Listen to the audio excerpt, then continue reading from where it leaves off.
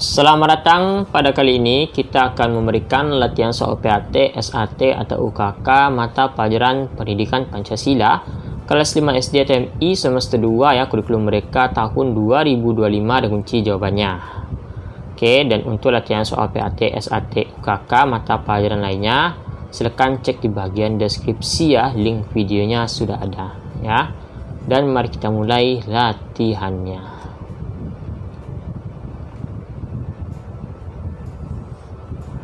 Manfaat utama gotong royong adalah: A. Meningkatkan persaingan di antara warga. B. Mengurangi kekayaan budaya lokal. C. Memperkuat kebersamaan dan rasa solidaritas antar anggota masyarakat. D. Menciptakan kesenjangan sosial di antara warga. Oke, jawaban yang benar adalah C.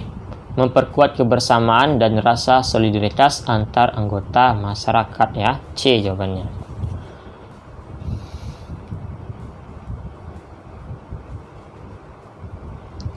Apa yang dimaksud dengan gotong royong?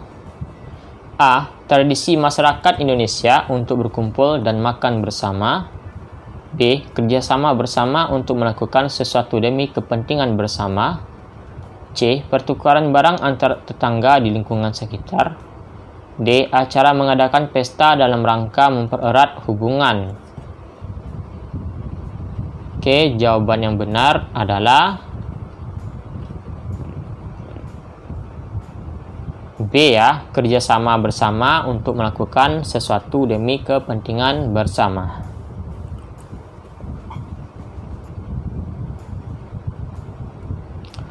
Bagaimana peran gotong royong dalam pelestarian lingkungan?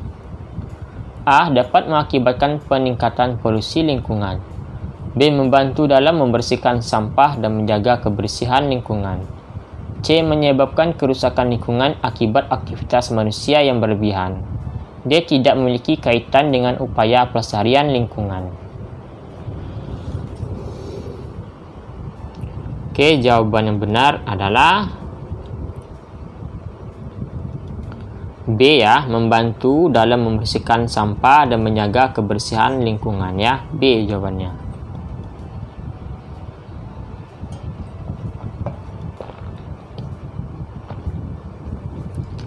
Di mana biasanya gotong royong dipraktikkan? A. Hanya di desa-desa. B. Hanya di kota-kota besar. C. Di semua lapisan masyarakat di lingkungan. D. Hanya di tempat-tempat ibadah. Jawaban yang benar adalah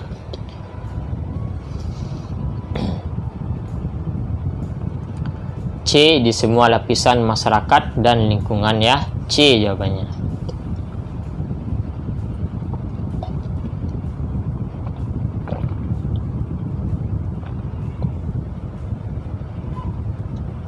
Apa yang bisa dilakukan oleh individu untuk berpartisipasi dalam gotong royong?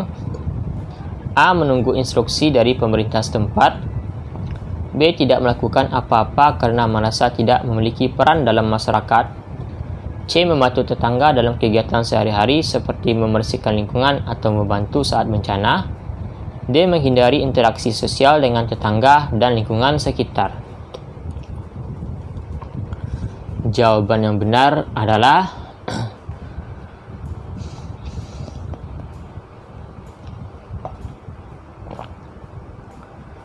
C. Membantu tetangga dalam kegiatan sehari-hari seperti membersihkan lingkungan atau membantu saat bencana. C ya jawabannya.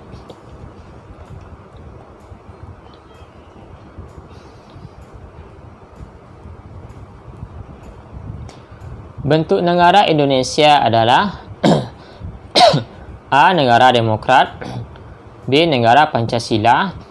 C. Negara federal. D. Negara republik. Oke, jawaban yang benar adalah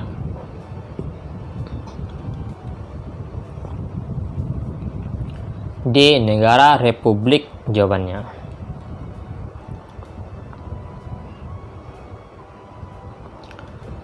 Siaran sepak bola dari negara lain dapat kita saksikan secara langsung dari televisi, merupakan contoh globalisasi di bidang A. Sosial, B. Informasi, C. Ekonomi, dan D. Kebudayaan. Jawaban yang benar adalah B ya, yaitu informasi jawabannya.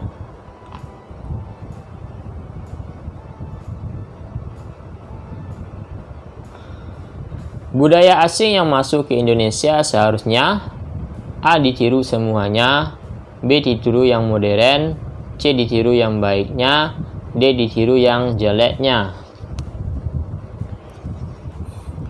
Jawaban yang benar adalah C. Ditiru yang baiknya ya. Budaya asing yang masuk ke Indonesia seharusnya ditiru yang baiknya.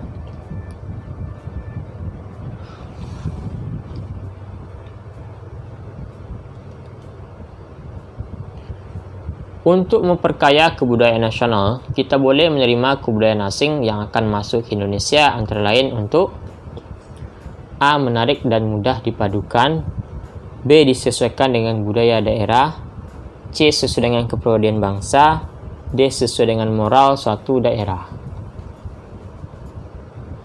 Jawaban yang benar adalah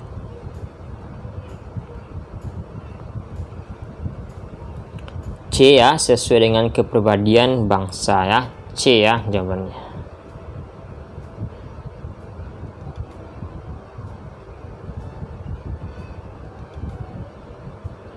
Oke, ini adalah soal nomor 10. Apa yang dimaksud dengan pluralisme budaya di Indonesia? A. Penolakan terhadap keberagaman budaya. B. Pengakuan dan penghormatan terhadap berbagai budaya yang ada di Indonesia. C. Dominasi satu budaya tertentu atas budaya lainnya. D. Budaya untuk menghapus keberagaman budaya. Jawaban yang benar adalah B ya, pengakuan dan penghormatan terhadap berbagai budaya yang ada di Indonesia.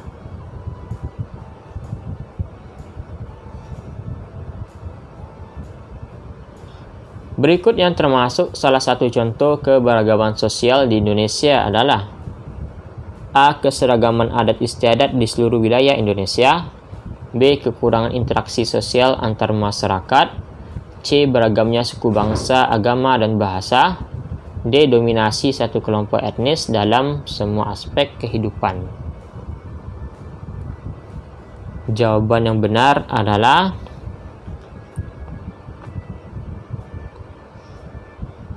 C ya, beragamnya suku bangsa, agama, dan bahasa ya. C jawabannya.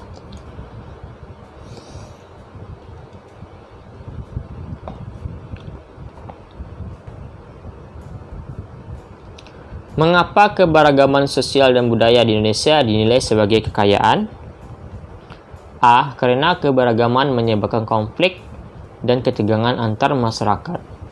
B. Karena keberagaman menciptakan landasan untuk kesetaraan dan keadilan sosial. C. Karena keberagaman menghambat perkembangan ekonomi negara.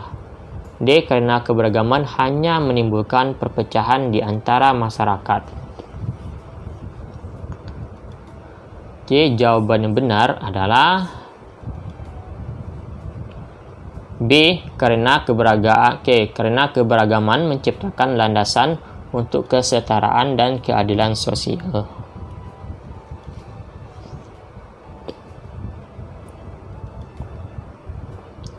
Sejak kapan bahasa Indonesia diresmikan sebagai bahasa persatuan?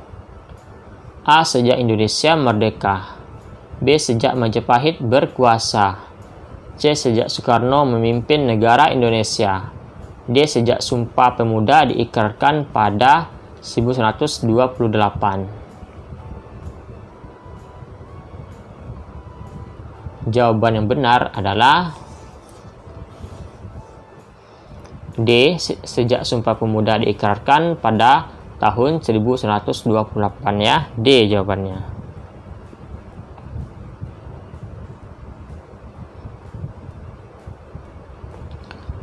Dalam acara apa bahasa Indonesia ditetapkan sebagai bahasa resmi internasional? A. Tidak pernah ada acara seperti itu. B. Sidang umum UNESCO. C. Sidang umum PBB. D. Sidang umum badan usaha. Jawaban yang benar adalah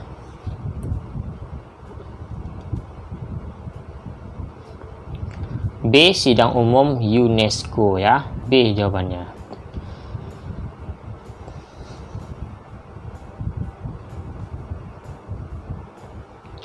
Siapakah atau siapa yang mencetuskan istilah Bhinneka Tunggal Ika? A. Sutomo. B. Soekarno. C. Mpu Tantular. D. Muncul begitu saja. Oke, jawaban yang benar adalah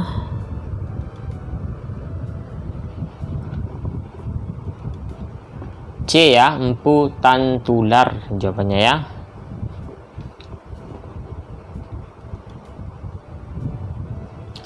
Kapan Sumpah Pemuda diikrarkan? A. 28 Oktober 1928. B. 18 Oktober 1928. C. 18 September 1928. D. 28 Oktober 1908. Jawaban yang benar adalah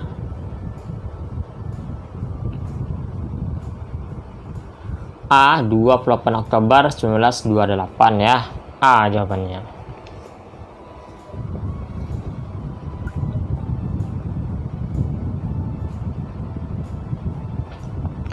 Apa nama ejaan bahasa Indonesia yang berlaku hingga 2024 ini? A. Ejaan Suwandi. B. Ejaan Van Ophuijsen ya. B. Ejaan Van Ophuijsen. C. EYD 5 atau V ya. Dan D. PUEBI. Jawaban yang benar adalah C ya, EYDV atau EYD 5 ya. C jawabannya.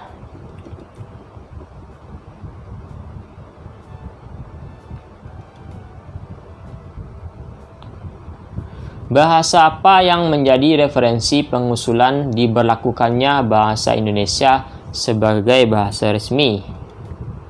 A. Bahasa Jawa. B. Bahasa Melayu. C. Bahasa Batak. D. Tidak ada. Jawaban yang benar adalah B. Bahasa Melayu ya. B ya, Bahasa Melayu.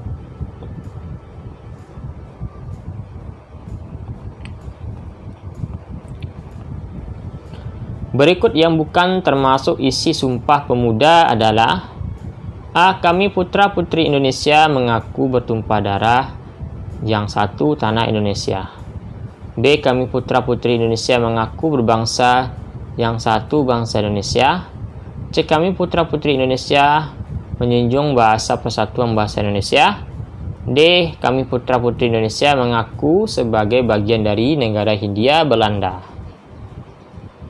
Oke, jawaban yang benar adalah D. Kami putra-putri Indonesia mengaku sebagai bagian dari negara Hindia Belanda ya. Itu yang bukannya ya.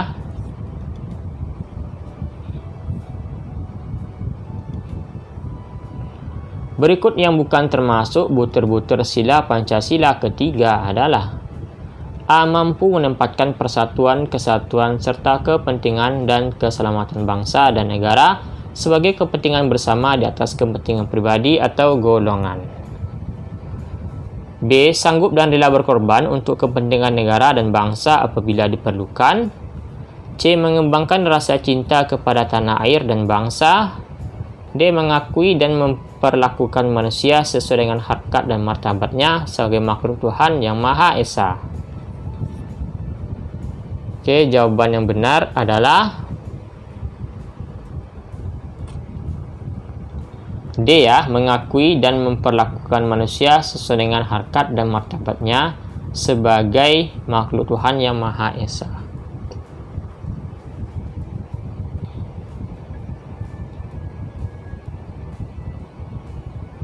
Oke, kita lanjut. Oke, selesai ya, itu ya. Itu terakhir. Oke, itulah yang kita pada hari ini. Jangan lupa klik tombol subscribe dan sampai jumpa.